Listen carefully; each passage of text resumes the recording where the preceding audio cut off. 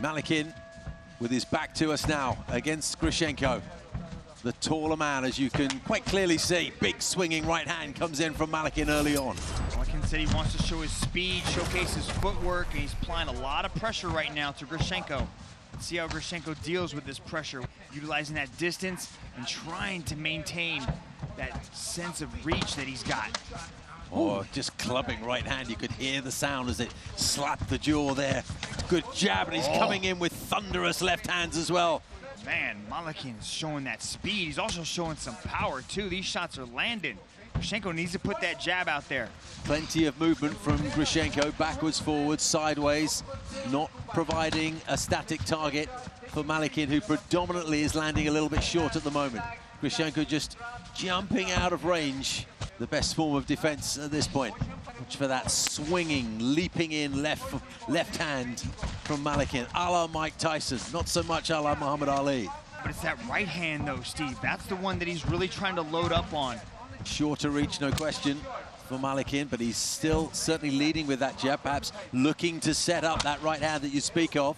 Grishenko's doing a good job of maintaining that distance. He's throwing the kicks, trying to soften the legs, slow down Malykhin a little bit by beating on those thighs. And he's also got nice footwork, too. Oh, swinging left hand again. Lots of movement there from Grishenko, the hands moving. I'm hearing Coach Johnny say that Anatoly needs to utilize the jab and go. Left, right from Malykhin. The lead left jab did connect with the jaw. The right hand, if it did, had some of the sting taken out with it by that backward movement from Grishenko. Good jabs put out there by Grishenko, though. As Anatoly comes forward into that pocket, you can see that left hand of Grishenko touching him, though. Nice little catch off of the kick for Anatoly to put him on the ground. This is where Anatoly really excels. What preceded this was a couple of stinging right hands, though, from Malykhin. He finally found the range and landed some leather. But this presents a different situation. Forearm on throat, hammer blows, they'll be heavy, super heavy. Grishenko has been grappling a lot lately. He's coming off a win over at the ADC Belarusian Grappling Championship, so he has been spending a lot of time on the mat working on his grappling game. Remember, as an interim heavyweight world championship, this one goes 5 rounds, so potentially 25 minutes of action here. Can't think that it'll go that far. And that's really important, Steve. These guys, even though they're big, powerful guys who like to throw with a lot of heat, they have to kind of manage their energy expenditure because they know that if this thing gets into that 4th and 5th round, it's going to come down to who's got the bigger gas tank.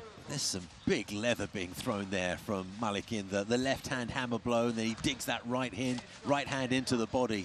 Got some thudding power to them. There's that elbow, that forearm. Pressing down on that throat. Look at that, pressing down on the chin, controlling the head. See, Steve, this is what I was talking about in the walk. It's very important that Grishenko is on top. He does much better in grappling exchanges when he's in the top position. Anatoly is just really good at maintaining the top position and then utilizing ground and pound and keeping people here. Now he's turning him around, trying to smash him up against the side of the circle wall. Up on his legs there, pressing down on Grishenko's body. Like maybe a little attempt at a head and arm there, not really putting everything into it though. Elbows to the side of Malykhin's head. I think Grishenko's just trying to control the posture of Anatoly, not allow him to posture up so that he can drop bigger ground and pound. The battle for the control of the hands. Nice elbow landed by Malykhin. Yeah, right on the mouth, wasn't it? Again, that forearm pressing against the neck and the chin. And then that elbow pressing down. It's not just blows, Mitch. He's putting the full weight of that huge body onto the jaw and the throat area. Very uncomfortable for his opponent. See, but he's not even trying to scramble out of this. He's keeping the closed guard. He's basically just keeping Anatoly on top of him like that by closing his guard and not really trying to create any movement. So that first round, really, when they were in the stand-up, there seemed to be so much potential for a big blow. Don't let him start swinging. When it goes back, start swinging. Расслабься. Anatoly, bend, straight shot, bend, straight shot. When he's going back, boom, just keep it simple. Fin, go, you're gonna catch him. Strong, let's go. I think what I was hearing there, Mitch, was feint and then straight jabs. That's the way in. And stay relaxed. They're looking to counter, right? They want to feint, draw some kind of reaction, and then come with a big shot. But you can also see the dominance in those first 5 minutes of Anatoly on the ground. It might be to his advantage to get it back down and start working that ground and pound, just to also slow down the movement and take a little bit of the gas tank. Big left hand, and that sent the head rocking backwards, and he's on his bike trying to get out of range now. Big jab, no need to feint here. He's got a target to aim for. And Grishenko is rocked and in trouble, still on his feet and still throwing punches, but certainly on the back foot. Came back with a nice little shot there, Grishenko, just to remind Malykhin that he's still in there, still in the fight. But that was an alarming blow right at the beginning of the round. Those finishing instincts kicked in on Malykhin. He's got to be careful rushing in like that. You could see that, you know, Grishenko still tried to keep those short shots firing, so it was Anatoly could walk right into one of those if he starts to blitz forward like that. Like to see him get back to the composure, keep with the feints, draw him out like his coach said. Credit to Grishenko, he seems, for the time being at least, to have weathered that storm. Had to hold on, had to show that he was still in the fight by throwing something back, and he did all of that. But that was a big blow, a big warning shot. Leaping into that Superman type punch there, sending little uppercuts inside that didn't quite connect. This is where Grishenko's usually really strong inside that clinch, but Anatoly was just able to shrug him off. Jab to the body from Malykhin. The Russian, the shorter man, the Belarusian, quite a bit taller, but not having the best of things in this second round. Steve, you mentioned the big leaping left hook. He's almost using that to draw him to the right side so he can pull him into one of those big right hands. Grishenko's got to be careful running to that right side like that of Anatoly Malykhin, because that right hand is right there. That's where he needs to go. He needs to circle to that weaker side. Just as you mentioned it, he's stuck in that left hook on the jaw. See, people do listen to you, Mitch. Oh, backwards spinning. Didn't quite land. I think that caught glove on its way through. Malykhin very light on his feet, bobbing and weaving. That's that movement that he was talking about, trying to show that speed, something he's been working on out there. He's been training out there at Tiger Muay Thai, doing a lot of different strength and conditioning program just to make sure that he's ready to go 5 hard rounds in this one. We did see a little bit of the feint there from Malykhin just a moment ago before throwing a punch, but we haven't seen so much of it. That seemed to be the strategy that they wanted going into this second round, and that was a nice right hand landing to the side of Grishenko's head. But he seems to take a punch well, doesn't he? Uppercut from Grishenko. Grishenko's got a chin on him. And when we say take a punch well, these are big punches as well. These are, you can hear them.